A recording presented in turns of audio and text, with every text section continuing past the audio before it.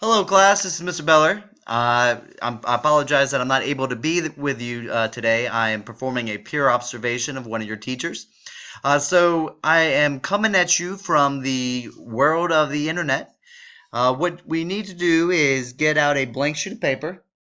There are some notes that we have to take here before we move on to the Prezi, which will examine the roots of American democracy in two different parts. The title of the notes that you want to put on your sheet of notebook paper is Constitution Writing, Confederation, Compromise, and Constitution. When we're looking at the beginnings of our newly independent country, the United States of America, we will look at the setting up of a basic framework of government in three different parts. First, dealing with the Confederation. This is dealing with the Articles of Confederation. Next, with the Constitutional Convention, this is where the compromise comes in. We want to be able to look at and discuss the various compromises that the delegates at the Constitutional Convention in Philadelphia in 1787 were able to hammer out. And then finally, we want to examine the federal constitution, something that has been with us for over 200 years now, laying the groundwork for how our government or how our federal government works and the relationship that the federal government has with the state governments. The focus of today's lesson, and I believe that this is something that we want to come back, and revisit again and again in our discussion, is you can't always get what you want, but if you try sometimes, you'll get what you need. I was able to take this quote from a Rolling Stones song, and I did so because I was thinking of the end of The Patriot, when the former slave was building Benjamin Martin's house, and he made the comment of, if Mr. Gabriel said if Mr. Gabriel said that if we win the war, we will be able to build a new nation. And so I started to ask myself, well, what does this new nation want? What is this newly independent country, the United States of America, what do they want to see? What do they want to see in their government? What do they want to see in their citizens? What do they want this new nation to look like? Then we have to ask ourselves, is what they want what they need? Do the two line up? I want to go ahead and throw out the claim that what the United States, or what the citizens of the United States of America want in 1783 is what they need at the time, but is not something that they need for the long run. This is the framework of government that they're going to set up is not something they need to have to be a successful country that can stand the test of time. This is why they have to go through the compromise phase, and this is why they end up scrapping the articles and creating the Constitution that we use today. So let's first look at, what does this new nation want?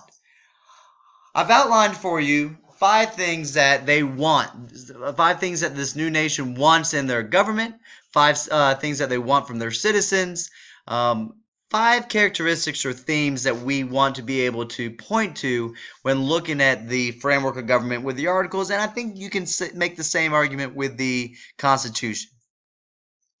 The first theme, the first thing that this new nation wants, is they want a society based on egalitarianism, or they want an egalitarian society.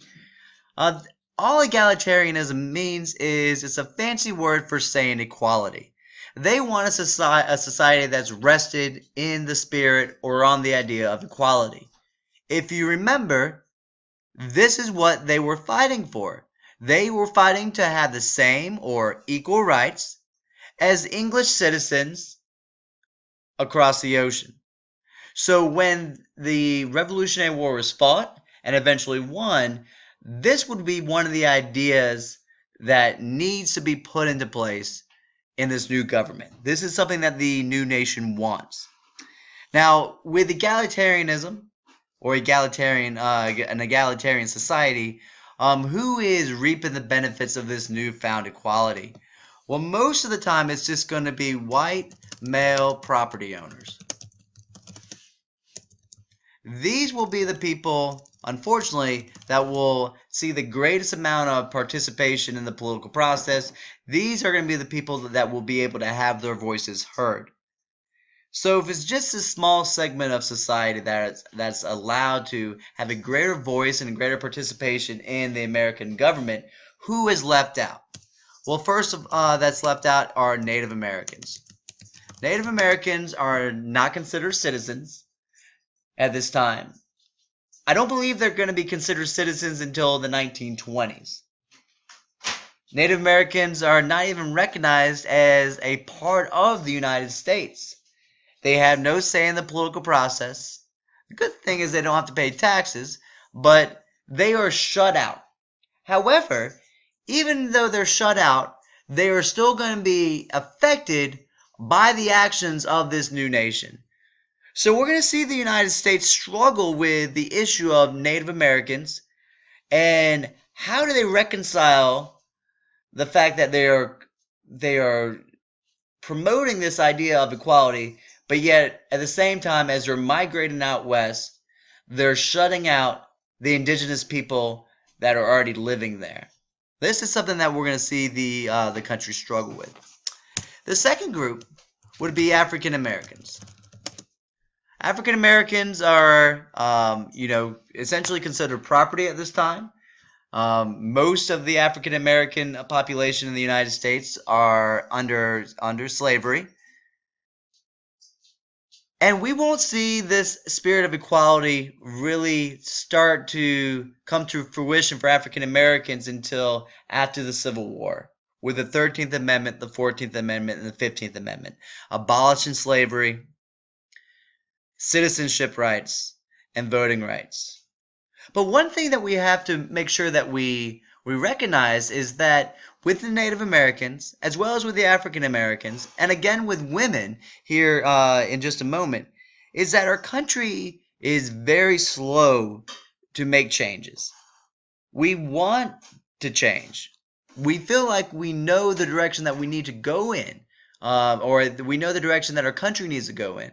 However, just the basic framework that has been set up for our American government, it takes a long time to actually see change implemented in law. And so this is why we're going to see a civil rights movement. This is why we still see race relations with African Americans and now Latinos as a current event topic today. Something that we're still trying to struggle and wrestle with in our country, and trying to make sure that we truly live up to the ideas that have been laid out by the founders. The third group that's shut out are women. Women's, they are considered citizens, but yet they have no voice in this new government. Once again, women are in the same boat as these other two groups, and change will come. And in this class, unfortunately, that you'll start to see small pieces of evidence of change coming. With Native Americans, you will see things like the Dawes Act, all right, where there's attempts to fix the wrongs or to right the wrongs done to the Native Americans by the American government. We will obviously see Reconstruction and the Reconstruction Amendments with African Americans and the abolishment of slavery. Even as early as the Revolutionary War times, you start to see the first anti-slavery societies being formed in Pennsylvania. After the Revolutionary War, you'll start to see states abolishing slavery for the first time. Some of the pieces of legislation dealing with new territory, the Articles of Confederation will explicitly state that slavery is banned from these new territories. So we will see changes being made. However, you will not be able to see the completion of this cycle of change in American History 1. That's going to be left for American History 2. With women, you will be able to see the first Women's Rights Convention, You'll be able to see women demanding to have their voices heard. Yet it won't be until 1920 with the 19th Amendment that women on a national level would be able to vote. Civic virtue. Civic virtue is something that's very important to our founding fathers. Civic virtue is something that's very important to a republic or democracy. Civil virtue is something that's instilled in the citizen, and it's when the citizen knows what's right and what's wrong, and makes it a habit of being the best version of themselves they can be. They make it a habit of acting out and always attempting to do what's right and calling people out, but not being too quick to call them out, but calling people out when they see wrong actions or wrongdoing. Civic virtue, you need to have model citizens that are aware of their rights, aware of their responsibilities, and being aware of what is right and what is wrong. Even if that means what is right for the country might not necessarily be what you want as the individual. That's civic virtue. The next idea or theme is something called Republican motherhood. Republican motherhood is an attempt by the government leaders of this time to find a role for women in this political process. Even though women cannot have their voices heard by voting, the founders said that they still have an important job to do.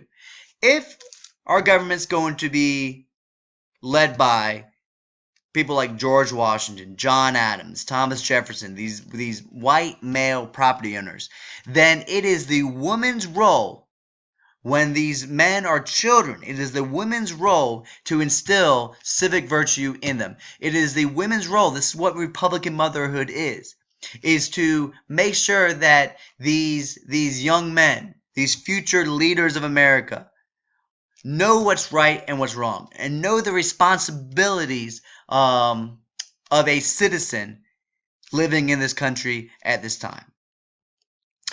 The next one is limited government power. There's definitely a distrust of too much power in the hands of a strong central government. We will see evidence of this when we look at the framework of the Articles of Confederation and who has the power. We will look at this when we look at the state constitutions. And the last theme is republicanism. This is the idea that the government rests on the consent of the people, that the government gets its power from the people, and that the people are the drivers of this vehicle. The people are the ones that are going to make the decisions, not a person, but the people. Now, that being said, this is what this new nation wants. What I want you to do just for a moment is to think about what we do not want. In other words, what do we hate about the British? So this is what we hated about the British. Number one, taxation without representation. We saw this stemming back from the Stamp Act. This is something was a consistent theme during the Revolutionary War. B through D is that just the idea of a large central government having all the power, and where the states, because we're going to call them states, not colonies now, but the states always had to listen to the king. All the power in the king's hand. This goes back or is connected to that idea of what does this new nation want? They want a central government or a federal government with limited power. And the last part is that the king could change the rules and laws at any time. We saw this with just the 1765 Stamp Act, then Declaratory Act, then Townshend Act in 1767. Then, what was it? The Boston Massacre in 1770. And then you see all the Tea Act in 1773. And then you see the Intolerable Acts in 1774. Changing the rules consistently. We don't want that to happen. There needs to be a process here to allow the people to have a voice and to consider what's going on and what changes actually need to be implemented. And if these changes are definitely good or definitely what's best for the country as a whole. Maybe this is why, this last part, maybe this is why it takes so long to see changes actually implemented in our framework of government. Stay tuned and click on the next set of videos, please.